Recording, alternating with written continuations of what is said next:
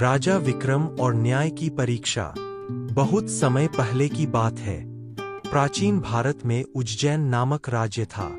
उस राज्य के राजा थे राजा विक्रमादित्य। वे बहुत ही न्यायप्रिय, बुद्धिमान और प्रजा से प्रेम करने वाले शासक थे। उनके न्याय की चर्चा दूर दूर तक होती थी। एक अनोखी शिकायत। एक दिन दरबार लगा हुआ था। तभी दो किसान दरबार में आए। दोनों बहुत चिंतित दिख रहे थे। उन्होंने राजा को प्रणाम किया और कहा, महाराज, हमारे खेतों के बीच एक आम का पेड़ है। दोनों ही उस पेड़ को अपना बताते हैं। अब आम पक गए हैं और हम दोनों ही उन पर अधिकार चाहते हैं। कृपया न्याय कीजिए। राजा विक्रमादित्य ने ध्यान से दोनों की बातें सुनी। पहले किसान ने कहा, महाराज, यह पेड़ मैंने लगाया था। मैं रोज इसकी देखभाल करता हूँ। दूसरे किसान ने कहा, नहीं महाराज, यह पेड़ मेरे खेत की जमीन पर है, इसलिए यह मेरा है। दोनों की बातों में सच्चाई लग रही थी। राजा ने तुरंत फैसला देने के बजाय सोचने का निश्चय किया। राजा की योजना। राजा ने अपने मंत्री से धीरे से कुछ कहा और फिर दोनों किसानों से बोले, आज रात हम इस पेड़ की रखवाली के लिए सैनिक भेजेंगे।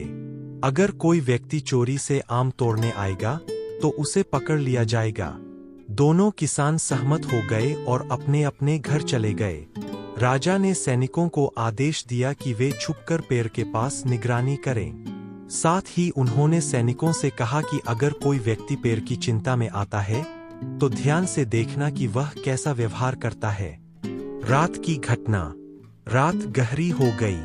चांदनी चारों ओर फैली थी। सैनिक पेड़ के पास छिपे हुए थे। कुछ देर बाद पहला किसान वहां आया। वह पेड़ के पास खड़ा हुआ, चारों ओर देखा और बड़बड़ाया, अगर कोई आम चुरा ले गया तो मेरा नुकसान हो जाएगा। लेकिन वह थोड़ी देर में ही वापस चला गया। कुछ समय बाद दूसरा किसान दौड़ता हुआ आया। वह बहुत चिंतित था। उसने पेड़ को हाथ लगाया और बोला, हे भगवान, मेरे पेड़ को कोई नुकसान न पहुंचे। वह पूरी रात वहीं बैठा रहा और पेड़ की रखवाली करता रहा। सैनिकों ने यह सब देखा और सुबह राजा को सारी बात बता दी। न्याय का निर्णय। अगले दिन दरबार में दोनों किसानों को बुलाया गया। राजा ने मुस्कुराते हुए कहा, जिस किसान ने रात भर पेड़ की चिंता की और उसकी रक्षा की, वही उसका सच्चा मालिक है। दूसरा किसान चकित रह गया, जबकि पहला किसान शर्मिंदा हो गया। उसने स्वीकार किया कि वह पेड़ उसका नहीं था। राजा ने समझाया, सच्चा मालिक वही होता है जिसे अपनी वस्तु से सच्चा प्रेम हो और जो उसकी रक्षा के लिए तत्पर रहे। शिक्षा। राजा विक्रमादित्य का यह न्याय पूरे राज्य में प्रसिद्ध हो गया। लोगों ने समझा कि केवल अधिकार जताना पर्याप्त नहीं है, बल्कि जिम्मेदारी निभाना भी आवश्यक है।